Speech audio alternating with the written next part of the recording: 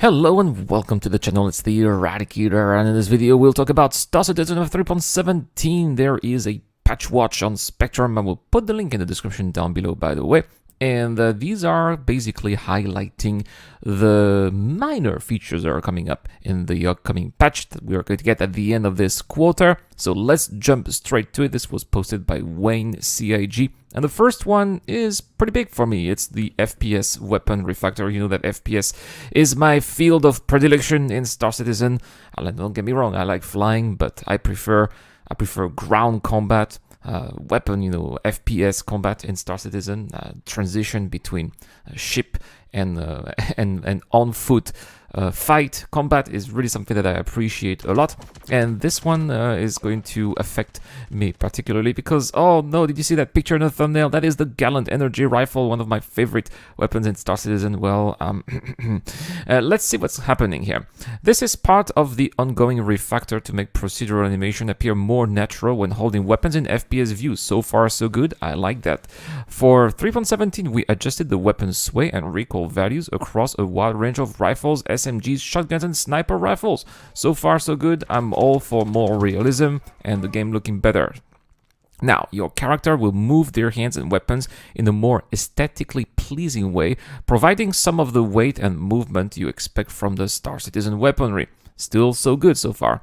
But then, alongside this, we also updated some weapon recoil and behavior. So there we go, guys. We should expect, especially if you're really used to FPS combat, you should expect some changes here. And basically it means that we are going to experience something a little bit similar to what pilots experienced a few patches ago, in which they had to relearn how to fly in order to be effective. I am going to have to relearn to fight in order to be effective, because now you should expect guns to feel a lot heavier and punchier, while some will behave entirely differently than before. For example, my baby here, the Gallant Rifle, is now a deadly 3-round burst rifle with an optional 5-round burst and no longer with longer shot downtime. That is going to completely change the Gallant Energy Rifle, and I was using it as a all-rounder, close combat. Sometimes I would also snipe eventually with it. I would be, mid-range fight as well. It was a weapon that was pretty much good for everything, and it makes sense that CIG decided to change it, because we've had this weapon since the beginning of Alpha 2.0, a very, very long time ago, right? Many years ago, and this weapon has basically been left unchanged. Back in the days, it comes from back in the days when we didn't have a lot of assets in Star Citizen compared to today, and we needed weapons that were able to just provide a lot of fun and be effective. But now weapons are getting more and more specialized, and we just can't have a weapon that's just good at everything. Cloud Imperium Games want players to make choices, and choices that are going to be affecting their gameplay eventually further down the line. So having a weapon that was just pretty much good at everything is not something that they were interested in. So I understand. I'm a bit sad, because the Gallant Energy Rifle has been one of my companions for years. And it is changing completely, and it's just, but I understand it's for the better. Anyway, next, moving on. Let's move on, right? Turret acceleration. We've introduced more realistic acceleration to turret movement. Turrets now don't instantly reach max speed based on the current input deflection, but accelerate towards it. Ship positional desync, something that they've talked about inside Star Citizen and especially Star Citizen Live. In Alpha 3.17, we added a networking update to reduce ship-to-ship desync. That is such good news. We found that ships were desynchronizing, so we made changes to reduce the networking time delays so that ships are synced closer to the correct moment in time, which you reduce a lot of visible desync issues. Compared to 3.16, you should feel as though the facing direction and position of other players' ships are much more accurate, which should make PvP combat and overall combat much more satisfying. So that is also excellent news here. Air traffic control landing, there is a key here that is unbound, so you're going to have to go to your options, key binding and advanced control customizations at the bottom left when you go in the key bindings, so that you can put in the key that you need, so that then when you get closer to a station or a starport, you just press the key and hopefully the ATC will give you a landing pad or hangar. Next, player injury polish pass. They have overhauled the injury system to increase the likelihood of injuries occurring during repeated combat encounters and decrease the chance of instant death. There is now a scaling percent chance of triggering early injuries when taking damage to a body part.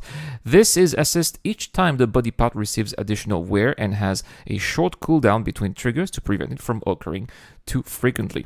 Also, the bleed actor state has been updated to be less severe. Previously, each body part would bleed individually and stack accumulative damage. Based on feedback that this was too severe, the bleed state now prevents stacking and its damage rate has been reduced. Bleed functionality would likely change again at a later date to be affected by injuries, but for now the change better represents the intended experience. Basically, they don't want us to die because of bleeding out instantly. Sometimes it just takes a few seconds. We barely have enough time to apply a med gun, for example, or a med pen, or apply the med gun. It's just too quick, can't do anything, and we just bleed out and die, and it's just not fun. Last but not least, something that I'm quite excited about, hunger and thirst rates have been slightly more aggressive, taking a little less time to progress towards starvation and dehydration. Actions such as sprinting, jumping, punching have also a slightly increased effect of hunger and thirst. This change moves us closer to the intended experience that inventory storage, now that inventory storage is available. Also, I'm really glad to see that because it means that combat players, especially FPS players, will have to drink and eat. So if you're like me, really enjoy the FPS side of Star Citizen, and with all of its aspects, including melee as well, you're gonna have to go to the shops quite often in order to be effective at doing what you do, so that is pretty cool. Anyway, it's not that, but we also have an Evocati patch note. It is the Star Citizen of a 3.17.0 E patch, and well, they do say that it's kind of a gameplay new feature, but not really, right? Ship and ship component inventory update. Major overhaul here of the ship inventory storage to allow ship components to be stored and transported inside ships. They increased the capacity of landing zone storage from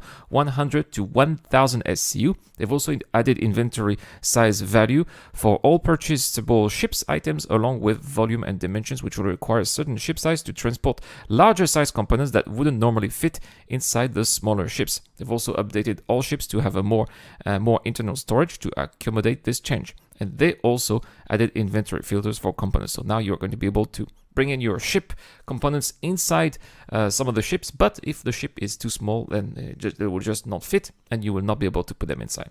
But they will still not be visible, though. That's the problem. I would have loved those ship components to be visible in the cargo grid, but that's just not going to be the case, right? It's just going to be probably some magical transportation. Feature updates. So there's also a shield face balance pass. Now this is something that player owners of ships like the Constellation, or the Constellation is already the case, but owners like of ships like the Freelancer or the Cutlass have been waiting for quite some time. They converted heavy fighter and larger ships with size 2 shields to have front-back shield faces instead of bubble shield. That's going to make combat a little bit more realistic, and hopefully we're going to be able to put more energy to the forward or backward or the back shields, just in case those shields are down and we need more protection. Next, death animation polish pass. They replaced the player death animations that were too long and gave the illusion that players were still standing while they were already down. This only affects player death animation and not AI. So AI is still going to be looking very funny when they die, but not players though. Arena Commander scoring polish. So they removed the part detached score award until we can find a better solution to players getting unintended score when destroying an enemy ship. If you are playing Arena Commander. Every time I try to play Arena Commander, there's never anyone for some reason. Now, these are going to be some of the bug fixes, also quite a few bug fixes here. Refueling service should no longer limit players of 3.88 SU of fuel per transaction. When docking to a starfarer, the player's ship should no longer snap far below the refueling arm. Players should no longer click on background objects when using drop-down menus. The Shubin, Interstellar Kiosk, and New Babette should no longer use the old shop UI. Fix an issue that allows players to immediately retrieve ships that are not stored in current location. The quick buy function should work when you are buying something quickly. After logging out in a ship ship and logging by, the player should no longer spawn without a body and unable to move. There should no longer be invisible collision blocking players in the Banu Defender. The landing gears of the Buccaneer, Phoenix, Aura, LX, and Xian Scout should no longer snap back after deploying. Loading into a constellation into Arena Commander will no longer spawn the players into the docked Merlin. Mining gadgets should no longer become indestructible. Fix an issue causing certain items such as the medpen to have incorrect levels of details. Fix issues causing the medgun AR cards to display partially off screen. With that comes 7 client crashes, 5 server crashes, and a back-end service crash. We still have a couple of known issues, but the patch notes here did not talk about them. Anyway, guys, that's all for this video. Let me know what in the comment section down below. What is your favorite minor update in Star Citizen for 3.17? As far as I'm concerned, that's going to be hunger and thirst rates. I'm a bit sad for the FPS Weapon Refactor, but overall I think that it is for the better. But maybe you guys like it. Let me know. That is to win a whole A or a whole C. The whole C comes with LTI. All you have to do is to subscribe to the channel in public settings and answer the question. If you want to go the extra mile on Patreon or via the YouTube Joe membership program, you'll have access to exclusive videos. I just released another one yesterday. And also, you have access to my Discord channel where we have a whole B over there that we are giving away thanks to Dr. Forbin. Thank you so much for watching. Thank you so much to Eric Cole, Dr. Forbin, and the Digiton. It's the Eradicator. I'll see you guys later. A huge shout out to everyone who's been helping me out on Patreon and via the YouTube Joint membership program. Creating content on YouTube involves continuous circles of ups and downs, and it is when we are the lower parts of the curve that your help really motivates me to keep on going. Your contribution really does make a difference, which is why in return I try to give back by offering backers access to my private Discord channel, automatic access to exclusive giveaways, or answering your questions during the show. You can help me out with as little as $1 a month, and any help is greatly appreciated. Thank you very much for watching again. This is the Eradicator. I'll see you guys later.